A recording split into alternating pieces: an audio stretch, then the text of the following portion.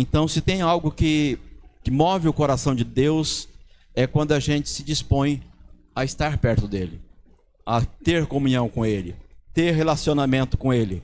E isso faz com que Deus se agrada. Deus se agrada quando os filhos dele entendem isso. Deus se agrada quando os filhos dele buscam ele, clamam a ele. E às vezes a gente tem uma ideia, uma visão, um tanto quanto desajustada em relação à maneira, à forma que Deus trabalha e deseja que nós sejamos ministrados.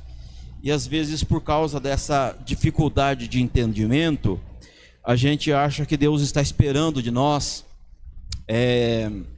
que a gente seja catedrático, não é? Às vezes a gente acha que Deus se impressiona com a nossa linguagem, com a nossa teologia. Às vezes a gente acha que não dá para orar porque a gente não sabe orar, né? Porque não tem uma linguagem, não tem um vocabulário. E muitas vezes situações até triviais na vida da gente nos impede de soltar o nosso coração, soltar a nossa vida e permitir que Deus se manifeste através da gente e na gente também, não é? Então, o coração de Deus, ele se impressiona a um coração quebrantado e contrito. Não é com uma linguagem bonita, não é com uma teologia afinada, mas é com um coração quebrantado e contrito. Muitas vezes as pessoas têm um conhecimento profundo, mas não se quebranta o coração diante do Pai, né? E isso não muda o coração de Deus. O que muda o coração de Deus é quando a gente se derrete, né? Se humilha na presença dele. Louvado seja o Senhor. Eu quero ler um texto para a gente ofertar nesta noite. O texto está no livro de Salmos, Salmo 119, versículo 11. Salmo 119, 11. Está escrito assim: escondi a tua palavra no meu coração, para eu não pecar contra ti.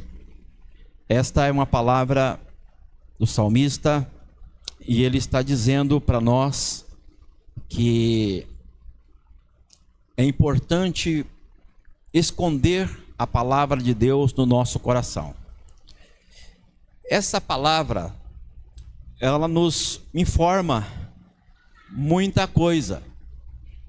Ela nos dá alguns entendimentos que a gente naturalmente, se não parar para considerar, a gente não entende. O salmista está dizendo que não guardar a palavra é pecado. Não sei se chegou a ser colocado aqui, Salmo 119, 11, ó.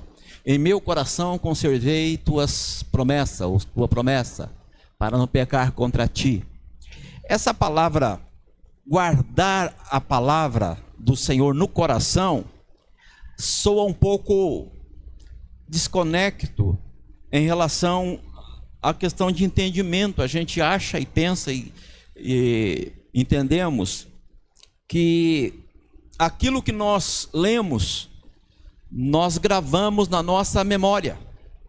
Não é isso? É na nossa memória. No entanto, ele está dizendo que a palavra tem que ser guardada no coração, não na memória. Ele está falando que a palavra tem que ser guardada, escondida no coração. Não significa que não seja interessante decorar a palavra. É importante, sim, tem o seu valor. Mas às vezes as pessoas, elas se preocupam tanto em arquivar textos da Bíblia no coração, esquece de praticar. E esconder a palavra no coração está falando de praticar. Está falando de estar envolvido na palavra, não somente decorado a palavra, mas se alimentando da palavra, se envolvendo com a palavra. E é isso que ele está dizendo. Quando a gente não é praticante da palavra, quando a gente não vive a palavra, quando a gente não esconde a palavra no coração, nós pecamos. É isso que ele está dizendo, não é? Escondi a tua palavra no meu coração para eu não pecar contra ti. Então, é importante estar atento a estas verdades da palavra, porque a palavra é vida. A palavra alimenta, a palavra edifica, a palavra esmiuça a penha, a palavra dá força, a palavra dá direção, a palavra é vida. Então, quando nós entendemos isso, nós começamos a viver a palavra. Esconder a palavra no coração tem a ver com prática, tem a ver com envolvimento, não somente saber a palavra, não é? E é importante, nesses últimos dias que nós estamos vivendo, ser praticante da palavra. Porque quando a gente é praticante da palavra, fica fácil de decorar, fica fácil de memorizar, não é verdade? Então, quando a gente lê um texto e aquele texto fala com a gente, mexe com a gente, aquilo marca a história nossa. E é importante entender isso e praticar isso, não é? E Deus quer, Deus se agrada quando a gente entende isso e pratica a palavra de Deus. E a Bíblia, ela é algo importante para a nossa vida cristã, para a nossa experiência de vida, e Deus deseja que a gente então seja praticante da palavra e não somente ouvinte da palavra. Amém? E nós vamos agora estar praticando a palavra, estar falando com o Pai nesta hora e consagrando ao Senhor estas ofertas, porque eu sei que a palavra de Deus diz que o Senhor ama aqueles que amam a Ele, aqueles que buscam a Ele, aqueles que clamam a Ele, aqueles que servem a Ele. Esses praticam a palavra dEle. E é importante entender isto, porque a palavra de Deus diz isso. Nós temos que estar prontos para servi-lo, para adorá-lo e para estar adorando Ele, não somente com os nossos lábios, mas também com as nossas atitudes. E uma das formas de praticarmos a palavra de Deus é através da oferta. É uma maneira de ofertar na casa de Deus e dar a Ele, devolver a Ele parte daquilo que Ele tem nos dado. Amém? Pai, nós queremos te louvar e te agradecer mais uma vez nesse dia, por esta oportunidade rica e maravilhosa que o Senhor está nos concedendo, de podermos reunidos neste lugar, adorarmos, bendizermos o teu santo e poderoso nome.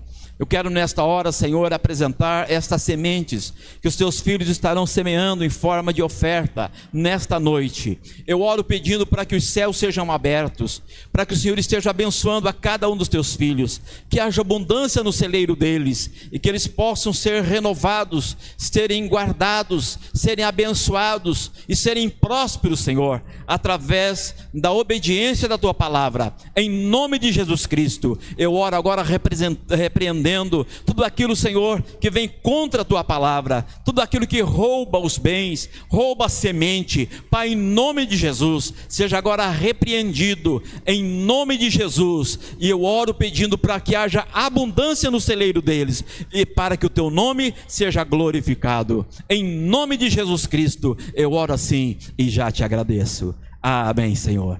Glória a Deus. Louvado seja o Senhor. Aqueles que quiserem estar ofertando através do Pix, não é? Tem o QR Code aí também. Os irmãos que quiserem estar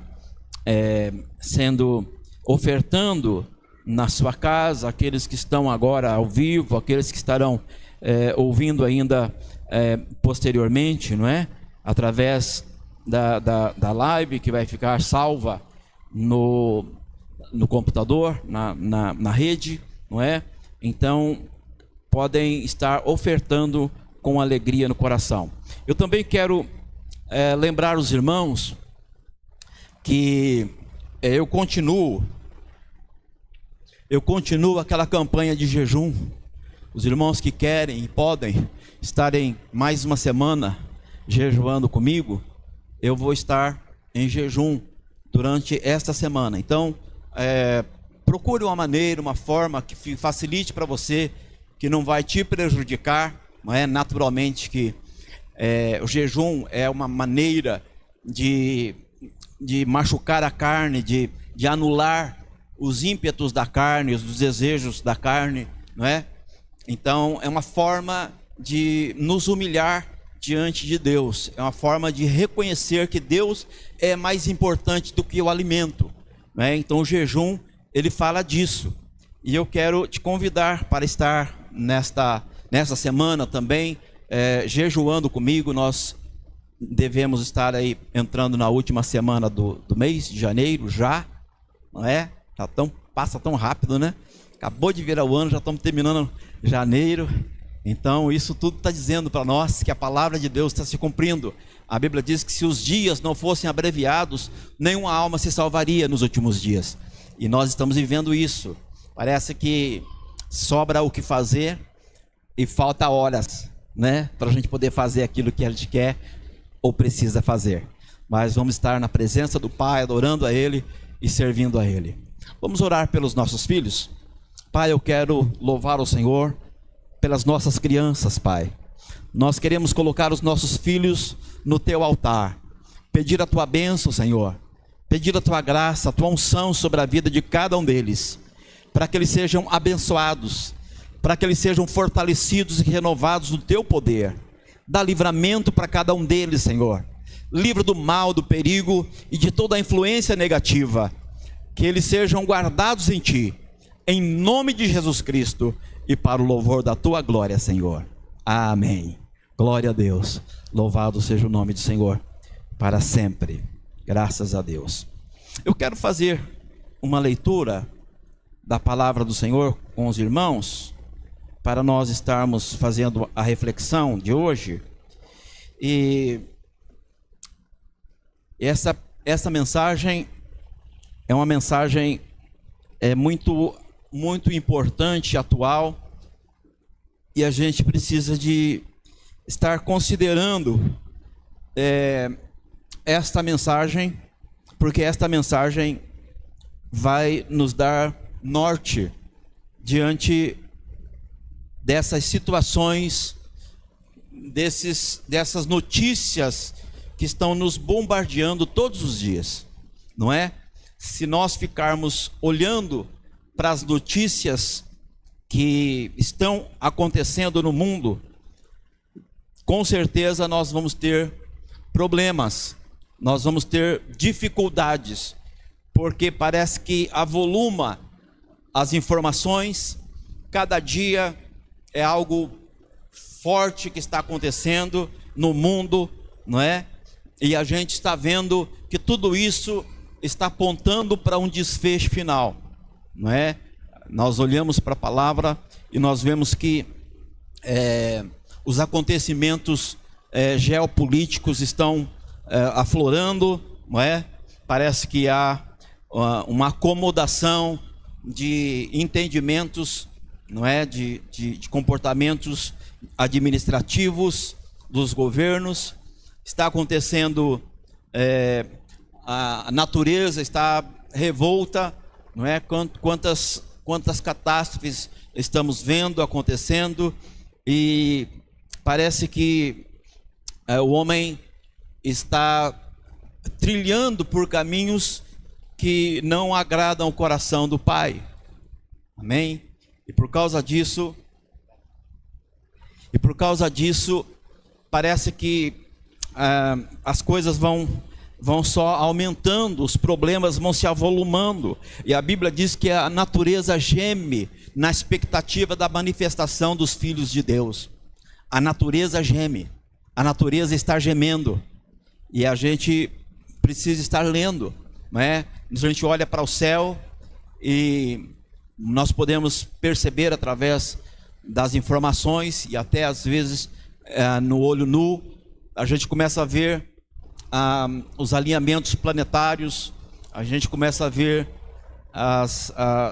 o eixo da Terra sendo desalinhado, ajustado, e tudo isso vai refletindo no globo da Terra, Mas tudo isso que está acontecendo, a Bíblia fala a respeito. E tudo isso está a nos dizer que a Bíblia está se cumprindo.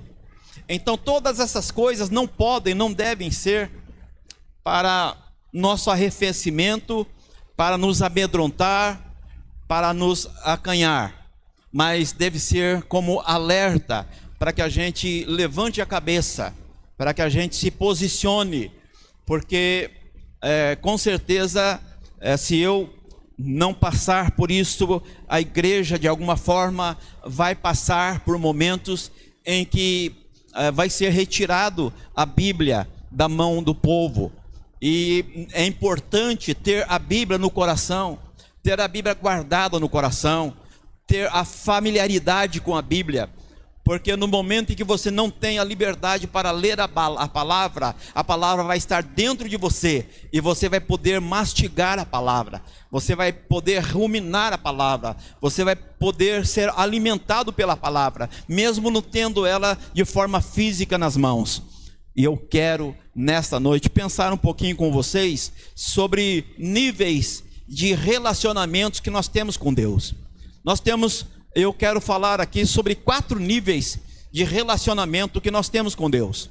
De alguma forma, nós temos relacionamento com Deus. Agora, que maneira, que nível de relacionamento que nós temos? Eu quero ler um texto que não está aqui no esboço, mas creio eu que vai ajudar a ilustrar o que eu quero ministrar nessa noite. Texto que está em Ezequiel, capítulo 47, do versículo 3 a seguir. Ezequiel, capítulo 47, do versículo 3 a seguir, diz assim: Saiu aquele homem para o oriente, tendo na mão um cordel de medir, e mediu 1000 côvados, e me fez passar pelas águas que me davam pelos tornozelos. Versículo 4: E mediu mais 1000, e me fez passar pelas águas que me davam pelos joelhos, artelhos, joelhos. E mediu mais 1000, e me fez passar pelas águas que me davam pelos lombos. Versículo 5: E mediu mais 1000 côvados, e era um ribeiro que eu não podia passar, porque as águas eram profundas, águas que se devia passar a nado, ribeiro pelo qual não se podia passar andando. Nesse texto nós vemos 4 níveis de profundidade de relacionamento com Deus. É dentro desta ideia que esse texto está dizendo. Claro que eu não vou falar sobre este texto particularmente nesta noite, mas o que eu vou falar tem a ver com este texto. Ezequiel teve esta visão e o Senhor levou ele no ribeiro, e ele mediu 1000 côvados, e ele entrou para dentro do rio, do ribeiro, e aquelas águas davam no tornozelo dele. Depois mais 1000, e as águas eram mais profundas, davam nos joelhos. Depois mais 1000, as águas eram mais profundas e davam nos lombos, mas dava pé ainda. Mas chegou no momento em que não dava mais pé, e aí não era possível mais estar andando naquele ribeiro. Aquelas águas já eram profundas demais. Este texto fala de nível de relacionamento ou de envolvimento que a gente tem com Deus. Às vezes nós somos superficiais no nosso relacionamento. Então, assim, quando dá tempo, a gente vai para a presença de Deus. Se der tempo, a gente ora. Se não der tempo, a gente deixa para amanhã. Ou seja, a gente terceiriza, a gente deixa para depois, não é? E quando a gente não prioriza Deus e o reino de Deus, não é possível Deus também dar prioridade para a gente. Não que Ele não tenha condição, mas porque este é um princípio do reino. Então, se eu quero um envolvimento de Deus na minha vida, eu tenho que ter também um nível de envolvimento com Deus e com as coisas de Deus. Então, esse texto fala deste nível de relacionamento, de aprofundamento, né? Esses dias eu ouvi alguém dizendo assim: pastor, eu estava trabalhando e não ia dar tempo para almoçar, então eu aproveitei para fazer jejum. Aí eu fiquei assim um pouco preocupado, né? Eu falei assim: meu Deus, se a gente precisar de não ter, né? Acontecer um acidente e não ter tempo para almoçar, para poder jejuar, imagina como Deus está vendo esse negócio, né?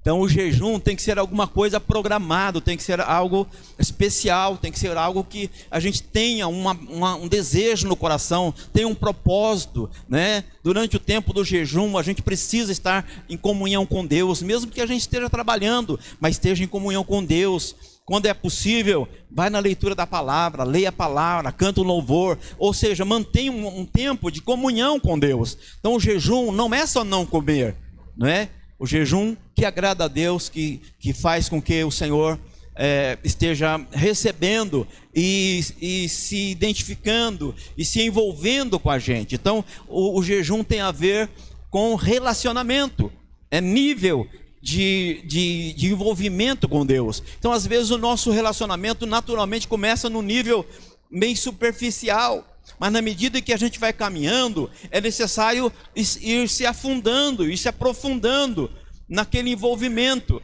porque vai chegar uma hora em que o relacionamento está tão alto, tão profundo, que não é possível mais colocar o pé no fundo do rio. É necessário então nadar, porque aí já não é possível dominar mais. Enquanto a gente domina a situação, os pés estão no chão ainda. Mas no momento em que nós não temos mais domínio sobre aquele relacionamento, então nós estamos dependendo do Espírito Santo e sendo levado por Ele na corrente do ribeiro. Amém, meus irmãos? Louvado seja o Senhor. Então eu quero pensar nessa noite sobre os 4 níveis de relacionamento com Deus. O texto base para a gente estar lendo está em Tiago capítulo 4, versículo 8. Eu quero ler só a parte B do versículo. Tiago capítulo 4, versículo 8, diz assim: aproximem-se de Deus e Ele se aproximará de você. Esse texto então está dizendo que o relacionamento de Deus depende de iniciativa nossa. Mas pastor, Deus não tem que fazer? Deus já fez, né? A parte de Deus já está feita.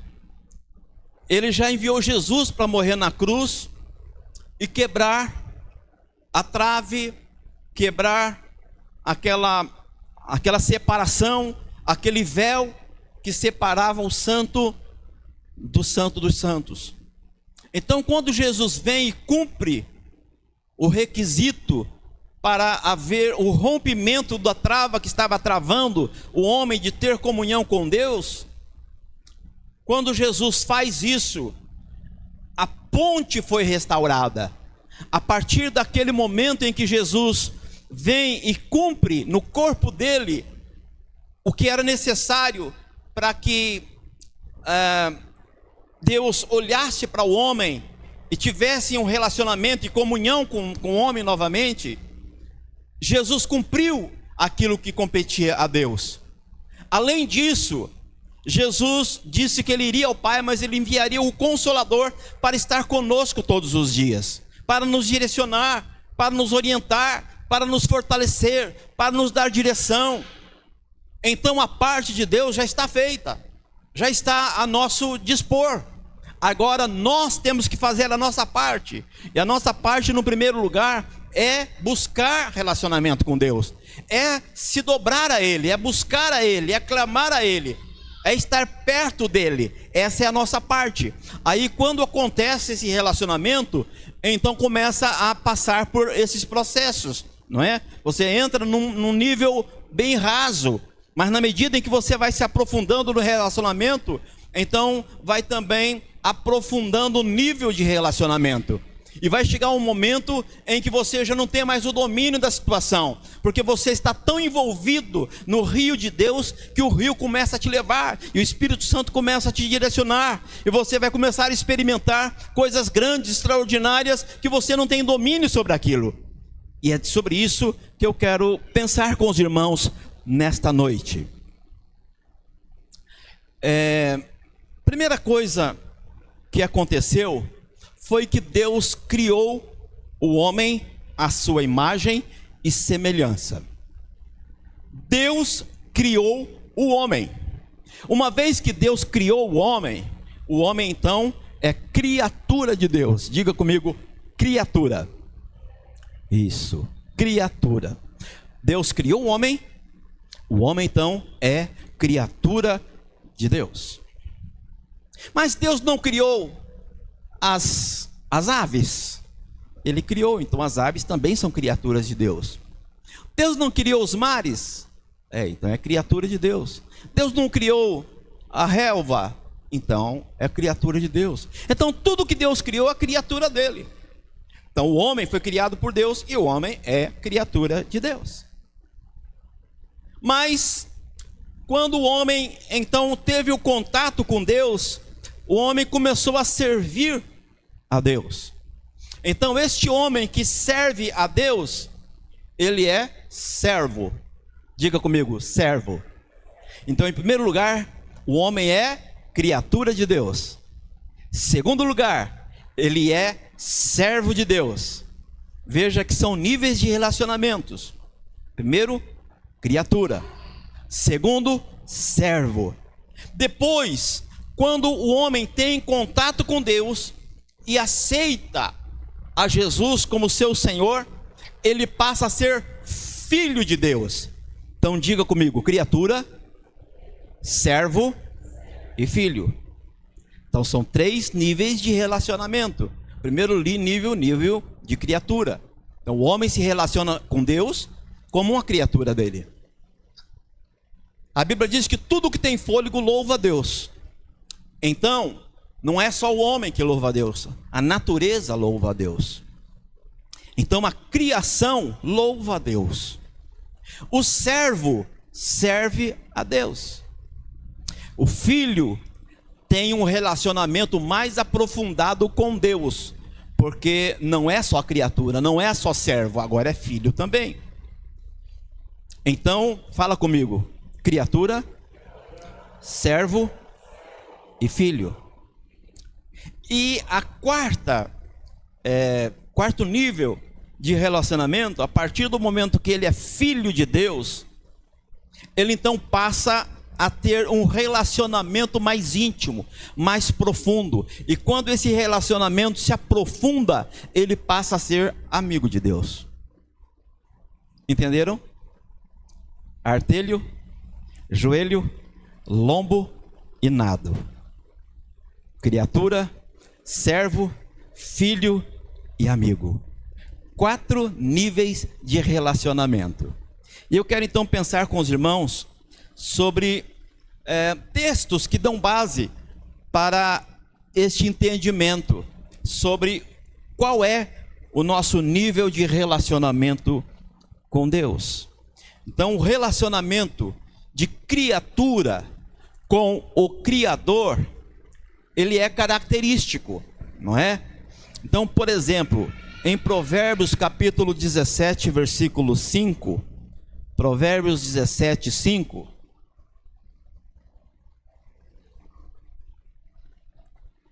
está escrito assim: o que escarnece do pobre, insulta o Criador. O que, ou aquele que escarnece do pobre, insulta o Criador. Veja que aquela pessoa que está insultando o Criador é criatura. Por que que ele é criatura? Porque ele não considera o pobre, ele não valoriza o pobre, ele escarnece, ele menospreza, ele ridiculariza o pobre. Então, quando ele olha para o pobre de uma forma altiva, desprezando, ele está consequentemente se orgulhando, se sentindo maior. E isso é característica de criatura.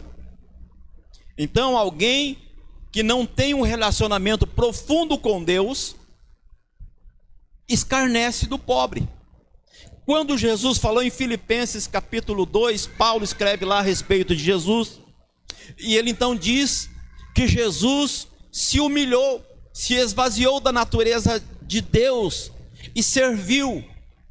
E ele diz que Jesus considera o outro superior a ele mesmo. E Jesus falou para os discípulos também: aquele que quer ser maior no reino de Deus precisa ser o menor aqui, precisa servir aqui. Então, alguém que olha para o pobre e escarnece do pobre é alguém que não tem uma identidade de filho, não serve, mas é criatura de Deus. Então, uma característica de uma criatura de Deus é aquele que desrespeita o próximo, aquele que não considera o próximo. E aqui a Bíblia fala do pobre, mas naturalmente alguém que está perto dele, esse é o próximo.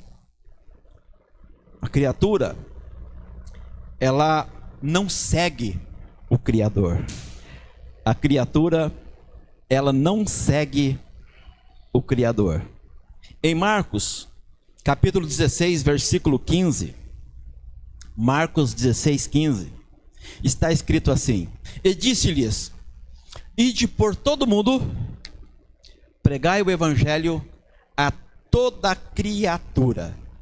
Veja que a criatura precisa ouvir o evangelho. Então, significa que quem tem relacionamento com Deus já aceitou o evangelho. E naturalmente já não é mais criatura. Porque uma vez que ele ouviu o evangelho, ele aceita o evangelho, ele passa a ser, então, servo de Deus, filho de Deus. Ele passa, então, no nível de relacionamento superior. Então, a criatura, ela precisa seguir o Criador. Se a criatura não se envolve com o Criador, ela permanece como criatura. Por isso que Jesus disse para ir e pregar o evangelho para toda criatura. Quem são essas criaturas que precisam ouvir o evangelho? São as pessoas que não ouviram, que não conhecem, que não têm relacionamento com Deus. Então, segundo a verdade, é que a criatura precisa ouvir sobre Deus. E a terceira verdade sobre esse relacionamento da criatura com o Criador, a gente pode ver em Isaías 45, 9, que diz assim: acaso o barro pode dizer ao oleiro: o que você está fazendo? É possível o vaso dizer para o oleiro: ué, me explica esse negócio aí, que cor que você está me pintando? Qual que é o formato que você está me dando? É possível o vaso dizer para o oleiro isso? Não é. Então é impossível que nós, como criatura, questionemos o Criador. Então a criatura é alguém que não tem noção do Criador. Ele não entende que o Criador é que criou. Então ele está sujeito ao Criador. Este é o nível base de relacionamento. Esse é o primeiro nível de relacionamento. É o nível de criatura com o Criador. Então, se tudo que tem fôlego louva a Deus, e eu também louvo a Deus, eu sou igual a qualquer criatura de Deus. Se os pássaros louvam a Deus, então a minha identidade de criatura está equivalente a um pássaro, a um animal que de alguma forma, através dos sons, está louvando a Deus. Criatura louva a Deus. Não significa que ela é filha de Deus. Ela louva a Deus.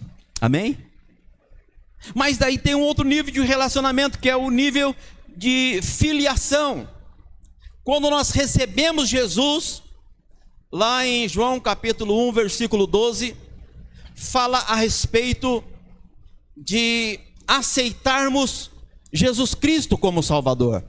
A Bíblia lá diz que Jesus veio para os judeus não o receberam, mas todos aqueles que receberam a Jesus, Deus lhe deu o direito de se tornarem filhos de Deus, e então se chamarem pelo nome de Deus. Então, quando a gente ouve o Evangelho e aceita o Evangelho, a gente deixa de ser criatura e passa a ser filho, porque o filho precisa aceitar o filho. Jesus é filho de Deus. Então, para que nós tenhamos esse relacionamento de pai e filho, é importantíssimo aceitar Jesus como um filho de Deus. E é importante entender que quem decide este passo somos nós. Somos nós que tomamos a decisão de aceitar o Evangelho do Filho de Deus. Uma vez que nós aceitamos o Evangelho do Filho de Deus, consequentemente nós nos tornamos filho. E aí, filho por adoção.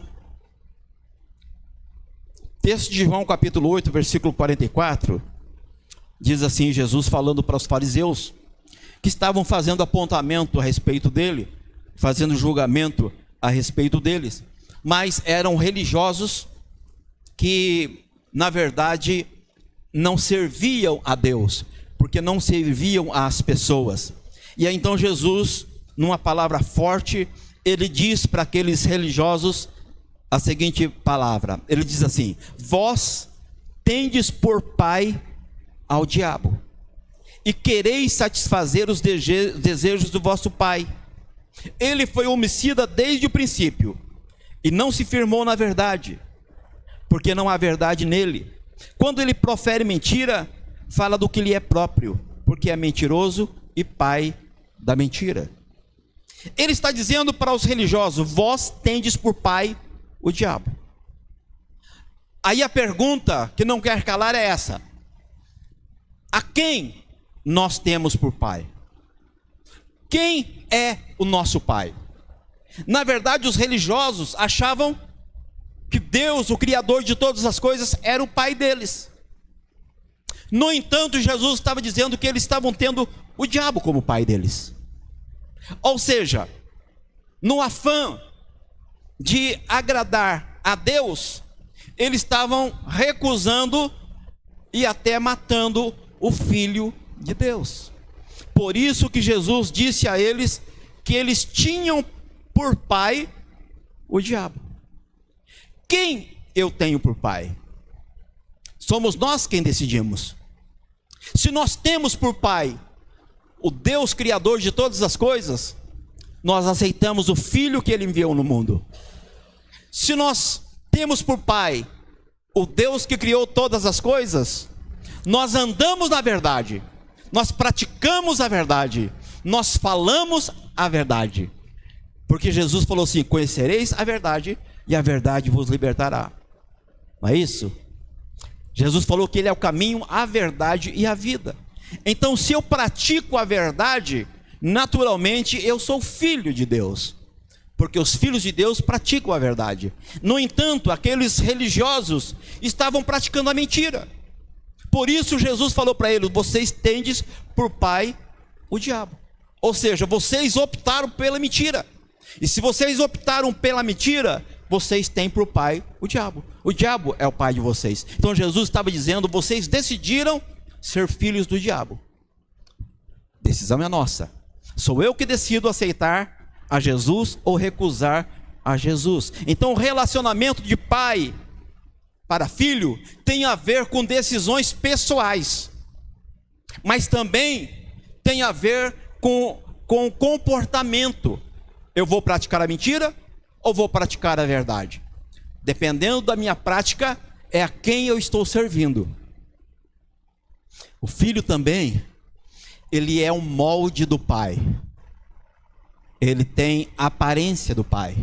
Ele tem características de personalidade do pai. Ele tem atributos do pai. Ele tem aparência do pai. Então, o filho, ele é moldado pelo pai.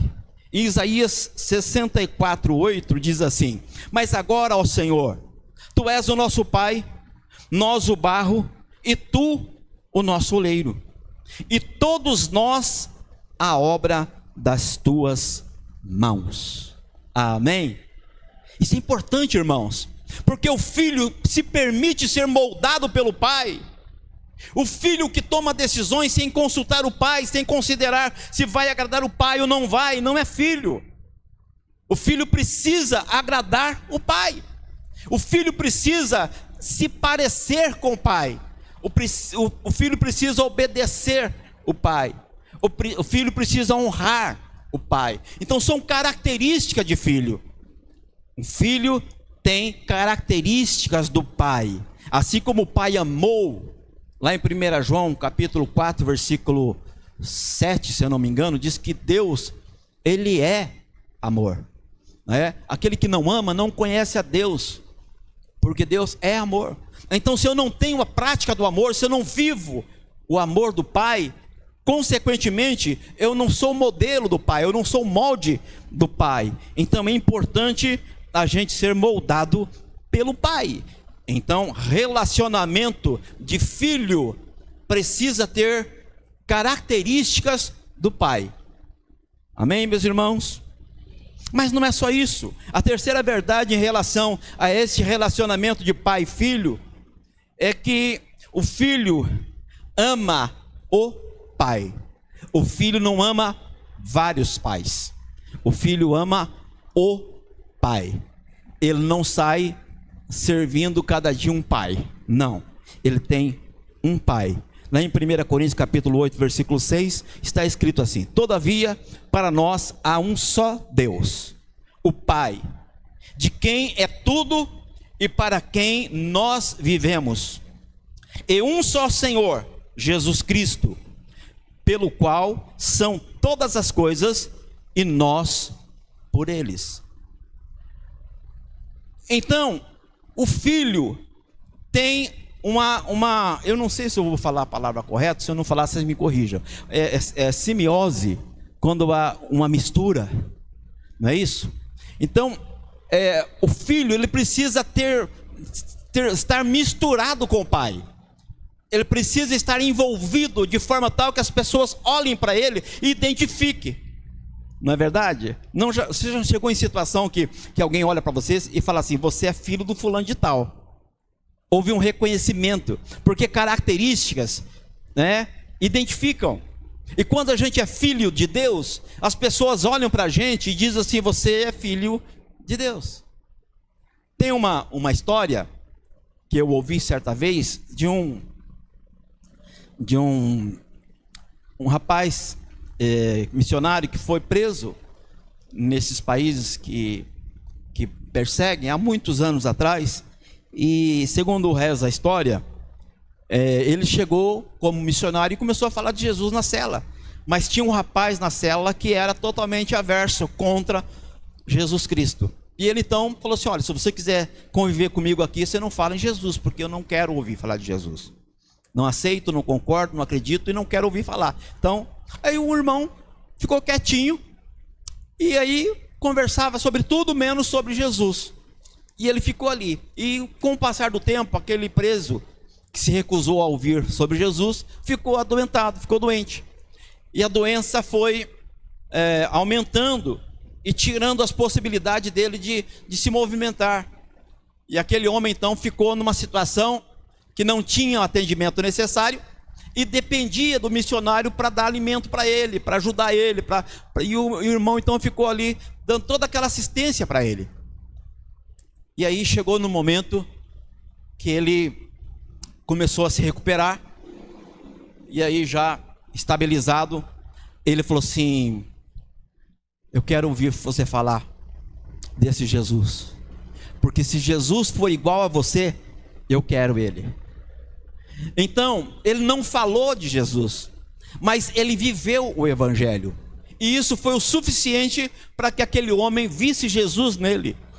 E é isso que nós precisamos de ter: a aparência de Cristo, termos o bom perfume de Cristo, sermos a carta lida pelo mundo que fala de Cristo. Então o mundo precisa ler Jesus em nós. Então nós temos que servir a Jesus, não servir a mim mesmo, não servir aos meus desejos, aos meus orgulhos, às minhas vaidades, às minhas vontades. Então, se Deus fizer o que eu quero que Ele faça, eu sirvo a Ele, senão eu não sirvo, né? Tem gente que fala assim: se Jesus não me fazer alguma coisa, eu nem vou na igreja. Entendeu? Então assim, é um nível de relacionamento muito pequeno, não entendeu ainda o projeto de Deus para a humanidade. Mas o terceiro nível de relacionamento é o relacionamento de servo, porque às vezes as pessoas são filhas, não é? E começam a servir e continuam servindo e morrem só servindo. Ou seja, o nível de relacionamento deles é bom, porque é um nível de relacionamento de servo, mas não passa disso. É um filho que serve. Lembra daquele filho pródigo que foi e gastou a herança dele e voltou o outro irmão, não é? Ficou bravo porque o pai fez festa para o irmão que saiu e gastou a sua herança. E aquele filho pródigo que ficou em casa disse assim: eu estou aqui e o senhor não mata um bezerro para me fazer com os meus amigos.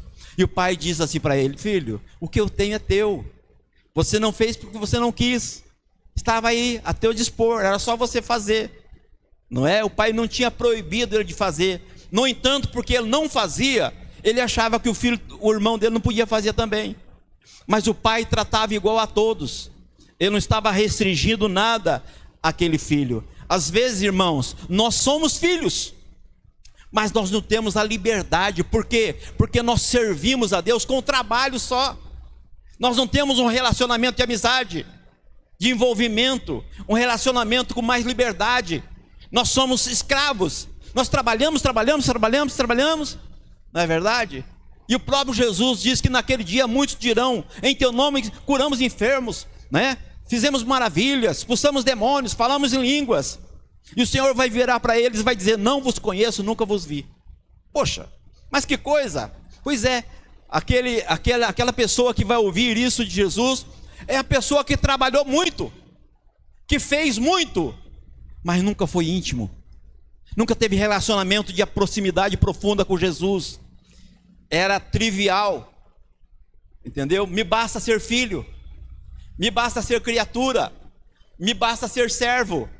Então o que eu quero é dizer aos irmãos que Deus, Ele quer um aprofundamento no nosso relacionamento, e nós precisamos então crescer, se aprofundar no relacionamento e sermos não só criaturas de Deus, não só filhos de Deus, não só servos de Deus, mas nós temos que ser também amigos de Deus.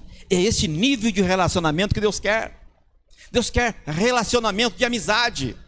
Deus quer que nós tenhamos liberdade de estar diante dEle, não é? Isso é o que Deus almeja, é isso que Deus quer, é isso que Deus busca. Deus não quer que a gente faça muito, Deus quer que nós sejamos íntimos. Lembra de Marta e Maria?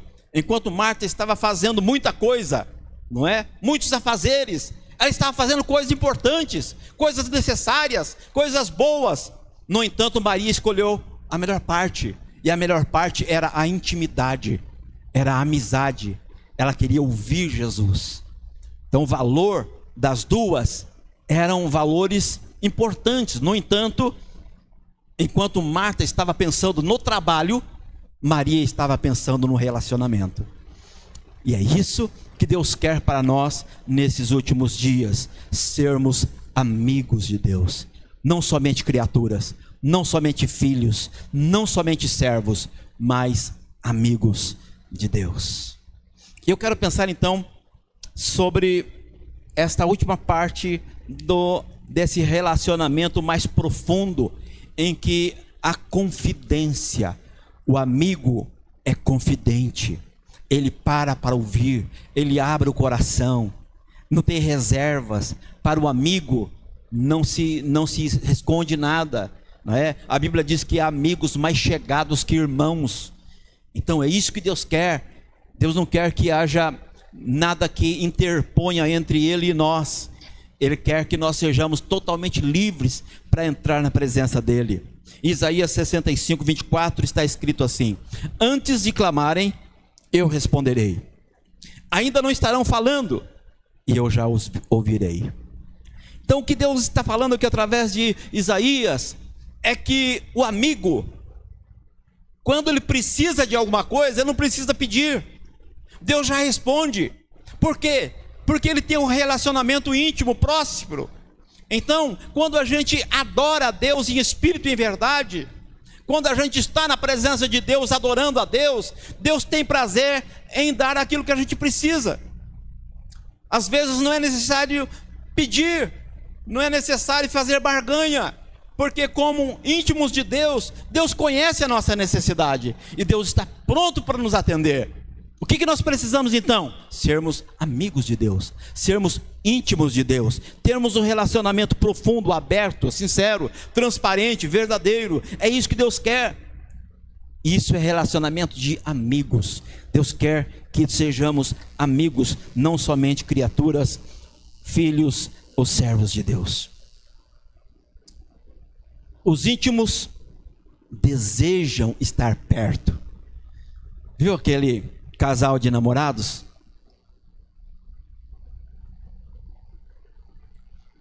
Quando a gente estava namorando, não via a hora de estar perto da namorada, né?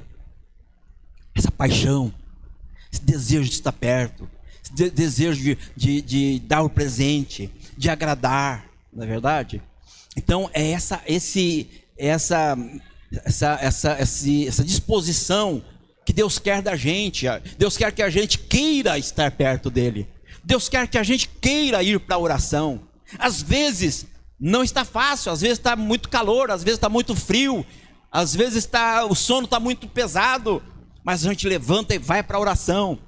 Entendeu? Por quê? Porque a gente quer estar perto de Deus. Não é porque Deus dá alguma coisa para a gente, mas porque é bom estar na presença dele.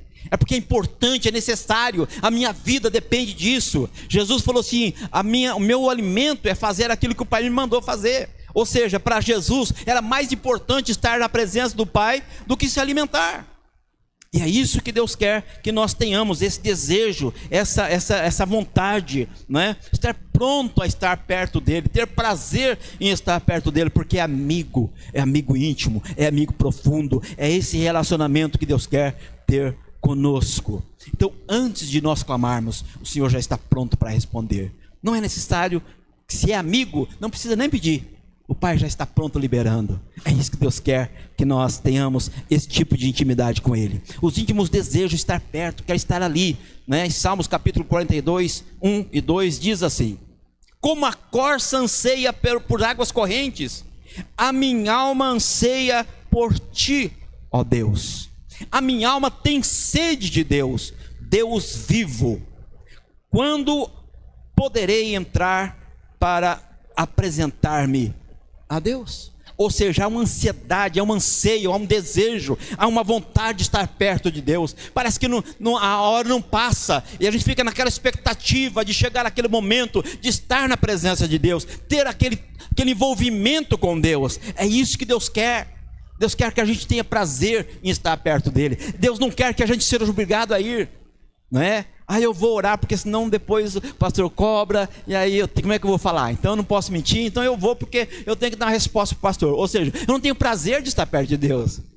Eu tenho que dar uma resposta para o líder, não é? Não, Deus quer que a gente tenha prazer. E isso, irmãos, é disposição nossa. É nós que temos essa disposição. Às vezes não é gostoso levantar para orar. Às vezes não é gostoso ficar em tempo em jejum. Às vezes, irmãos, é difícil vivenciar algumas situações que demandam matar as nossas vontades, os nossos desejos, nossos orgulhos. Às vezes é difícil mesmo, não é fácil, mas é a força de vontade, é o desejo de estar na presença de Deus. Não é porque Deus dá alguma coisa para nós, mas porque Ele é o nosso Deus, é o nosso Senhor, é o nosso Salvador. É isso que tem que ser a nossa motivação. Não é o que Ele dá, mas é o que Ele é. Esse tem que ser o fator de motivação para nós estarmos na presença de Deus. Mas a outra verdade sobre esse relacionamento da amizade é que os íntimos de Deus ouvem os segredos de Deus. Tem coisas, irmãos, que Deus não vai revelar para a criatura dele, que Deus não vai revelar para filhos dele, não vai revelar para servos dele, mas vai revelar para íntimos dele, para amigos dele. Isso é muito importante. O Salmo 25:14 diz assim: o segredo do Senhor está com aqueles que o temem. Aqueles que o temem são aqueles que estão perto dele, são os amigos dele. É para esses íntimos que Deus revela os mistérios, os segredos do coração do Pai. E isso, irmãos, é muito importante, e a gente tem que buscar isso. A gente tem que estar buscando a Deus continuamente. Senhor, eu quero ouvir os teus segredos, os teus mistérios. Mas vejam que Deus não conta segredo para pessoas que não guardam segredos. É interessante isso, né? Às vezes a gente conta alguma coisa e de repente todo mundo está sabendo. Aí você fala assim, puxa vida, por que eu contei? Não é? Então segredos não é para todo mundo ficar sabendo. Por quê? Porque segredo é segredo. Então se alguém abre um segredo para a gente tem que guardar aquele segredo. Não dá para sair contando. E a gente só conta segredo para alguém que a gente confia. E é isso que Deus quer. Deus quer que a gente tenha essa liberdade com Ele, não é? De chegar e colocar para Ele a nossa necessidade, as nossas condições, os nossos medos, as nossas necessidades, no sentido relacional, não somente daquilo que a gente precisa, mas principalmente dos nossos anseios pessoais, não é? Os nossos medos, os nossos traumas, quantas situações que nos afligem, e a gente tem que desabafar, a gente tem que contar para alguém, mas de repente não tem alguém de confiança para a gente desabafar. Então Deus é esta pessoa, é aquele que pode ouvir a nossa oração, porque Ele é um Deus de segredos, de mistérios, e Deus quer isso. Ele quer compartilhar os mistérios dele, mas Ele quer compartilhar com íntimos, com amigos, com alguém de confiança. Louvado seja o nome do Senhor para sempre. Eu quero então estar já fechando esta mensagem, não antes de relembrar com os irmãos. Primeiro nível de relacionamento é nível de criatura. Segundo nível de relacionamento é o nível de servo, de filhos. Terceiro nível de relacionamento é de servos. E o quarto nível de relacionamento é o nível de amigos. Eu quero, irmãos, não só eu, mas toda a igreja, ter esse nível de relacionamento, de amizade, não é? Havia 12 discípulos de Jesus, e todos eles eram importantes para Jesus. No entanto, o único discípulo que ouvia a batida do coração de Jesus era João. João recostava a cabeça no peito de Jesus. João era íntimo de Jesus. João ouvia as batidas do coração de Jesus. Os amigos são aqueles que têm a liberdade de recostar a cabeça no peito e ouvir as batidas do coração de Jesus. A minha oração é para que nós tenhamos esta intimidade, esse relacionamento, esse envolvimento com Jesus. Ele deseja ansiosamente isso.